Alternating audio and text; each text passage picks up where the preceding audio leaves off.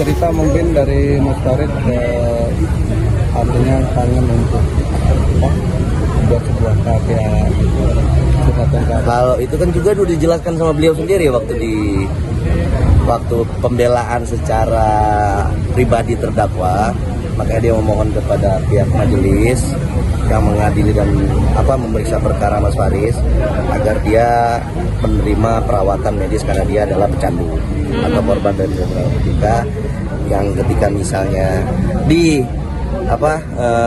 dikabuli sama majelis hakim ya ke depannya agar dia fokus untuk berkarya seperti itu. Kalau untuk berkarya ya beliau masih emang passionnya ke situ kan seperti itu. Udah ngisi acara rutan nggak bang? Apa? Udah ngisi acara-acara di rutan? Itu masih rencana. Masih rencana. Kemarin 17-an Apa? kan ada acara 17-an. Tapi masuk kalau untuk secara langsung performing dari Mas Faris tidak. Tapi kalau hanya untuk memeriahkan acara pasti tidak. Tapi kalau untuk performing Mas Faris memang masih dalam tahap rencana. Sudah pernah dibicarakan. Sudah pernah. Bang, ada pengakuan menyesal dari Mas Faris? Kalau penyesalan sudah pasti, namanya semua orang terlibat dalam kasus hukum seperti dia menyesal dengan dengan perbuatan dia yang sebenarnya secara manusiawi ya dia gunakan itu seperti yang teman-teman dengar itu buat relaksasi ya karena mungkin tekanan sebagai public figure, tapi kan ternyata itu adalah pelanggaran hukum yang luar biasa. Bang, yang menarik di sini ada dari pihak JPU mengatakan kalau Mas Faris ini merupakan residivis. Gimana? Nah, itu yang sangat kita sayangkan sebenarnya dari pihak penuntut umum, karena kan ahli yang kita hadirkan itu nggak satu kata pun, nggak usah satu kalimat lah, satu kata pun nggak dianggap ahli yang dihadirkan. Karena kan ahli yang dihadirkan itu adalah mantan kepala BNN dan sebenarnya kan kalau jaksa kan selalu menilai bahwa ahli itu adalah dari penasihat hukum. Kan tidak pernah ada sebenarnya itu ahli dari penasihat hukum. Ahli itu adalah alat bukti yang diatur dalam KUHP. Ya ketika ada ahli yang dihadirkan, apakah itu dari karena penuntut umum ataupun dari penasihat hukum, itu adalah sama.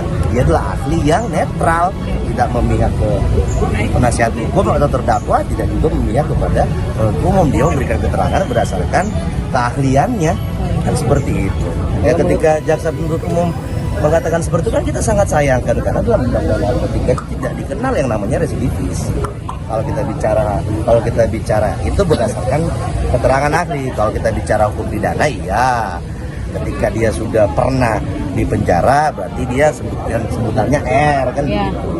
Tapi dalam undang-undang narkotika, karena kan ketika dia menjadi pengguna, ketika dia menjadi penyalahguna narkotika, tidak ada yang dirugikan. Yang dirugikan kan dia adalah diri dia sendiri. Kan seperti itu, makanya kan disebut dia adalah korban sebenarnya penyalahgunaan narkotika. Tapi karena perbedaan pandangan antara kami dengan pihak kepolisian, makanya akhirnya kan ada yang pasal-pasal yang sebenarnya nggak harus diterapkan tapi diterapkan. Abang sendiri dan tim mungkin mengajukan pledoi terkait pembahasan soal residivis pecandu itu gitu. Ini kan kita sampaikan dalam dalam pledoi kami, kan kita sampaikan dalam undang berdasarkan keterangan ahli atau alat bukti yang dihadirkan di persidangan ini. Dalam pledoi kami ya tidak ada yang namanya residivis. Karena secara undang-undang narkotika memang tujuan dibuat undang-undang narkotika untuk menjamin kok korban narkotika itu untuk direhab secara medis dan secara sosial. Kan tujuan dibuat undang-undang narkotika untuk itu, bukan untuk memenjarakan. Seperti itu. Kalau memang dia pengedar ya wajar dipenjarakan. Kita sama sebenarnya sepakat bahwa kita sangat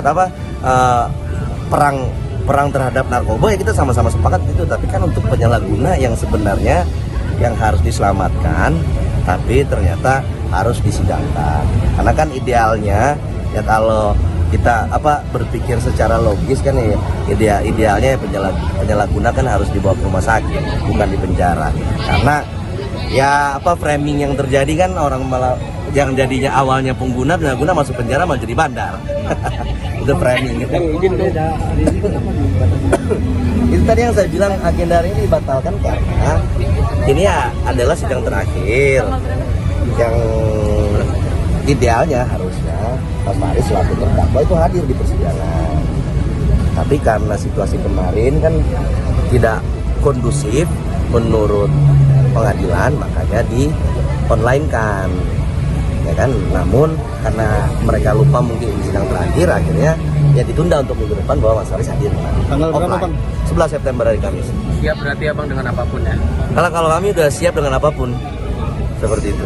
Juga dengan Mas Faris. Begitu juga dengan Mas Faris. Karena Mas Faris menerima segala situasi dan kondisi yang terjadi nanti ke depannya, seperti itu. Ya kalau agendanya tetap seperti biasa jam 2, tapi jam berapanya dimulai itu kan kewenangan dari pihak di dalam kan.